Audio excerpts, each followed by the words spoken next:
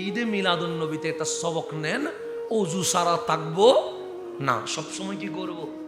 অজু করলে দেখবেন নামাজ লাইনে চলে আসবে, অজু করলে দেখবেন জিকির চলে আসবে, অজু করলে দেখবেন দরুদ শরীফ চলে আসবে, অজু করলে দেখবেন কোরআন শরীফ চলে আসবে। বলতে হবে না খতিব সাহেবকে নামাজ পড়ো যুবক, এটা বলতে হবে না। অজুই আপনাকে চায়ের দোকান থেকে বের করে যাই নামাজে দাঁড় করাইয়া দিয়ে দেবে। অজু করলে দেখবেন মোবাইল খুললে অশ্লীল ভিডিও আসলে অজু নিষেধ করবে, সেগুলো দেখে না। তুমি না অজু করছো, গালি আসলে অজু নিষেধ করবে। অজু দিয়ে গালি দেয় না, অজু দিয়ে কি করতে হয়? সালাম দিতে হয়। দেখবেন এক অজুতে আপনি আমি পরিপূর্ণ কি হয়ে যাব? ভালো মানুষ হয়ে যাব।